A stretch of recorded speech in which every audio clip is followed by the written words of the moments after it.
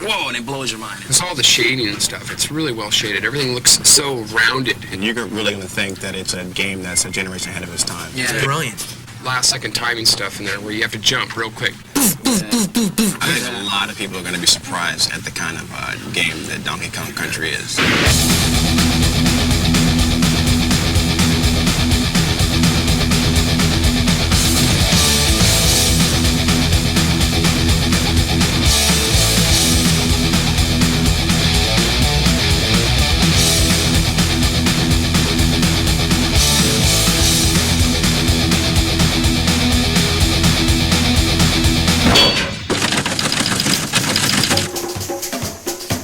Here we are today on our way to Redmond, Washington to take an exclusive insider's look at Nintendo's new revolutionary yet unreleased game, Donkey Kong Country. Where do they get a load of us? Guys, we finally made it. Nintendo of America, the fortress. Let's find out what Donkey Kong Country is all about. Let's go inside. Let's do it. Hey, it's Ken Lobb, development manager. Hey, man, how's it going? Donkey Kong Country, how you doing? Ken, what is the deal with this here? Yeah, we get a lot of letters, and they like to put pretty pictures on the front of the envelope, so we'll, stick it on the wall, you know? So, Ken... You want a banana? No thanks.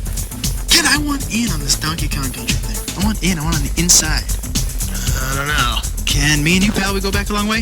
Come on. What do you think? Old time's sake? Okay, I'll take you to Treehouse. Treehouse? God, I hope there's no climbing involved. Here it is. What's the password? Diddy. Password? Diddy? Yeah!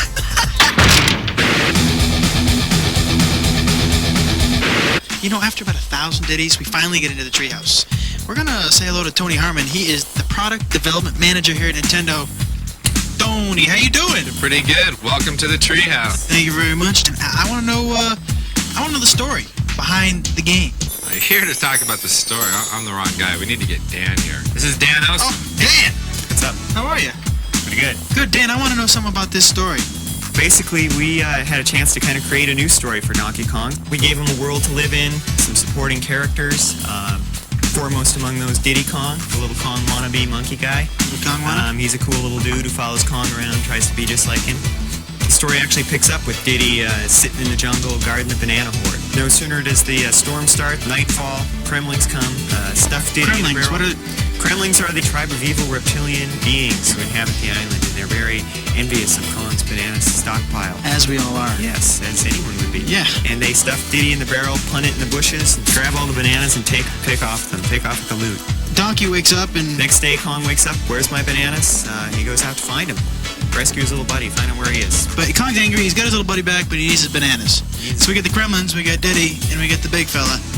Tony, did you have a favorite character? Are there more characters in this? There's a lot of characters. I like the whole Kong family. We got Cranky. Cranky's the star of the original Donkey Kong game. Still alive, is he? Dad or grandfather played that game. Wow. Then we also have Funky Kong. Funky is kind of the California surfing kind of. Funky Kong. Yeah, he That's runs nice. Funky Flights, and the Funky Flights allow you to fly around to different parts of the game. We also got Candy Kong. Candy Kong is Donkey Kong's love interest. Okay, good. I was wondering, maybe I could take a look at the game? Yeah, sure. Right over here. These guys are so easy. This is Armand. This is Rich. Hey, how you These guys test Donkey Kong Country for a living. We have hundreds of areas in Donkey Kong Country, and these guys have to play each area probably 100, 200 times each, weeding out all the bugs. This is a prototype board. There's 8 chips on this, 4 meg each, which makes it a 32 meg game, the biggest game ever. This 32 megs allows us to do a variety of action and a variety of backgrounds. We have snow levels, jungle levels, The pyramid type levels. pyramid levels, cave Scaffolding levels, level, The forest levels. the industrial level. Underground, factories, all kinds of bizarre places that you wouldn't expect to find on an island. Yeah, it does. We've got a bunch of guys that call it goodies. These guys help you out. We got Ramby, who's a rhinoceros who bashes through some walls, helps you find some hidden areas. We got Winky the frog. He's bad. He can jump on top of Forget lectures. Espresso either. Yeah, we got Espresso. That's an ostrich, flying ostrich with his little bitty wings and goes flapping along top of the screen. We have a lot of other special effects we do as well. On the snow level, we have 12 different layers of snow going back and forth. We have forest levels with parallax scrolls for dimension in the game. How did this project get started? Visited my friends at Rare. Rare's been working with Nintendo for a number of years, and Tim Stamper, the head creative person there, was telling me about an idea he had to make a game out of fully rendered characters. Tim, I was just curious as to how you made them look so real. Because we're based in Twycross, we have a zoo about 2 miles away. Ah, you went to the zoo. The zoo, yeah, and had a good look at the gorillas and the monkeys, and with video cameras, it was pretty funny. Hey, big fella. Hey, there's Diddy. Diddy Donkey.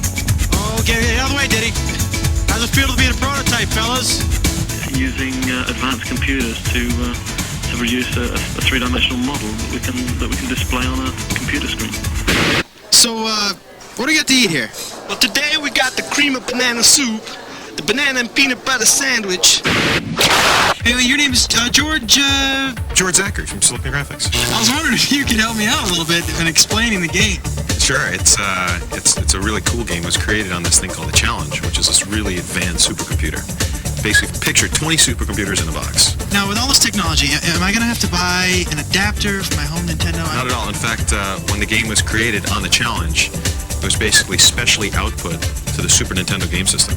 So it basically comes in a cartridge, you stick it in the system, and you play. How do we make the roundness, the 3D? Actually, it was created on the Challenge, first in wireframe. Actually, then you grow shade them, or you can Phong shade them, and then you actually texture map them. And you can even trilinearly bitmap interpolate. That sounds a little dangerous. Let me ask you this. I heard downstairs something about ACM Yeah, that's technology. advanced computer modeling. Basically, what you can do with it is it lets you create fully realistic, fully rendered 3D graphics, so the person has a sense of really being there. Same computers that we used in Terminator 2, Jurassic Park, new movies like True Lies, Mask. A year and a half later, we're closing on the finish of the game. All right, here we are. We're about to talk to two guys who play this game 24 hours a day, 7 days a week. And guess what, folks? Guess what? They get paid. This is Henry. Henry, say hello. Hey, what's up? Henry, we were wondering if maybe you could show us a couple tips and pointers.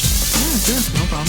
Great. Okay, well, this is the first level, and this is Donkey Kong's treehouse, and that's where we got our name from. And there's a banana arrow on top of the trees when you first start. Donkey Kong can drop down there, and he can knock the keg out of the floor, and he can roll it up against the wall, and bounce back and ride it. And Donkey Kong will just cruise straight through the first part of this stage, and it's a good way to get people started off. You can just bowl over some of the tougher enemies that might have gave him a problem. Hey, you hungry? You want a banana? No. I guess I could show you something else, too. This is a snow level later on in the game. It is snowing. Donkey Kong can now ride thin barrels and shoot out. And this one part here is a series of barrels, and if you can navigate it properly, almost perfect, and not miss anything, you can score a bunch of free men at the end of the level. Bunch of free men, not just one. Yep, a bunch. A blue balloon comes up, and Donkey Kong can grab it. There it Is is. it very hard? It's tough. You got to get it down perfect. And Wow, so you got a bunch of free men. Let's go talk to Isaac. This is Isaac. Isaac, say hello. Hello. Isaac, I was wondering maybe you could show us a couple more pointers. Possible? Yeah, I can do that. No problem. These guys are great. All right. What do we got? We got more snow. Yeah, we have more snow here. Okay. What we're gonna do is we're gonna jump on this igloo and use this really slow vulture. It looks peculiar. Peculiar enough to get us into a bonus level. Bonus. And I must say, this is one of over 100 bonus levels. 100 bonus levels. Yeah, and in this bonus level, That's something you see in every game. Absolutely. You have to guess which barrel that this golden medallion's gonna wind up in. Like to take a guess? Yeah, the far right. Okay. Oh, you're very good. Very good. Okay, the second tip I'm gonna show you, it involves our little friend Diddy. Diddy. Yeah, Diddy's the cool guy. You walk over to this little thing here, you jump on top of it, and you're gonna grab that rope, let the rope take you over, jump right on top of that little stump in the ground, pick up the TNT, walk over to this oil can, blow it up, and fall right into another bonus level. Now, what you want to do in this bonus level is jump out of this canister, out of this little can, and grab the balloon. So we have some pointers now. Good thing you came with us, because you learned some things today that, boy, you're not going to learn just anywhere else. You thought it was going to be a waste of your time, didn't you? Fried green bananas, bananas au gratin. Video game music should draw you into the game. In Donkey Kong Country, we had graphics that were way beyond anything else that's ever been done. We were also hoping to get some music better than anything that's ever been done. This music, for example, is very upbeat, fits with the jungle. It's an early level. The level's not very hard. The music is kind of nice. Okay, now here we have the music that goes with the water level. Now in this level, you've just finished a really, really hard level in the game. We use this music and this fairly easy level as kind of a reward. Because the music is so good, we're putting this music on a CD. You know, something that's big in Japan for many, many years is game music on CD. Hasn't been a big hit in America because maybe the music hasn't been quite up to what you hear on the radio is every daytime. You're kind of losing it, dude. We got massive Smurfs attacking him on the scaffold level. What are they? What are the big blue Well, the reason why I like them is because, for one, they're big, they're blue, and they're buff. And when you hit them, they kind of bounce. The morphing rocks. Those guys are so cool, man. You touch these barrels and the lights turn on and off. And these rock guys are just kind of rolled up. And you hit this light, they unroll and they start walking towards you. It's so cool. And you gotta switch them on and off. That's so scary. Yeah, On Guard's the fisher ride, and he just kind of pokes you with his swordfish front and Pokes the bad guys. yeah. Do you guys get to ride? Do we get to ride minecart? Oh yeah. The minecart was a favorite stage. That's your favorite stage? Yeah, it's a pretty cool stage. You're mining? What are we doing? You're on the tracks, and a lot of them are broken, so you gotta avoid, a lot of the broken tracks so you don't fall into the caverns. When we put this out, what do you think your friends are gonna think about this game? I don't think really you have to tell them all that much. Once they see the pictures, it's gonna be like, you have to have it, you know it, get it. It's one of those games you don't get bored with. You know, I've played it probably 100 times, over 100 times now, and I'm still getting better. I'm still getting better in stages. There's certain stages I can improve on and keep getting better. Tell you what, you better reserve this game before November 21st, because that's when it comes out in the stores. I already got mine.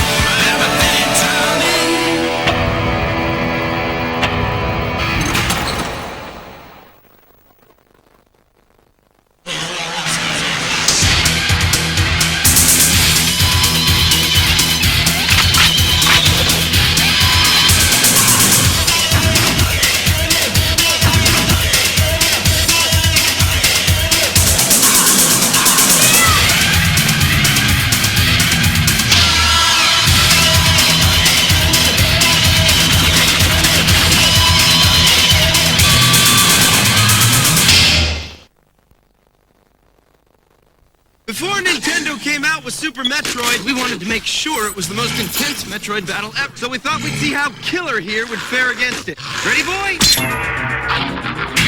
That's 24 4 megs worth of weapons, worlds, and weirdos old killer's up against Nintendo's biggest game ever. But he's a big boy. He can handle it. Well, let's see how he did. Ship it! Super Metroid, only on the Super NES. Let's see. You were doing 140 in a 35 zone. Sideswiped 3 cars. I believe this bumper belongs to you. Destruction. Carnage. Oh, and you didn't use your turn signal, son. I'm gonna have to write you up for that last one. Stunt Race FX with a Super FX chip for multi-dimensional visual weirdnicity, only on the Super NES.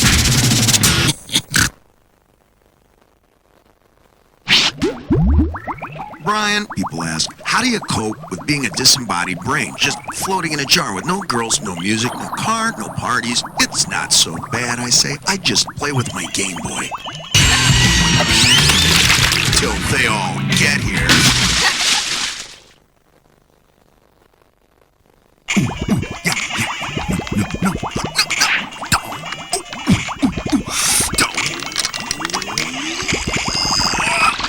Man, this Tetris 2 is giving me a headache. And I don't even have a head. Hey, you want to know what I do when I get bored waiting for my girlfriend to decide what to wear before we go out?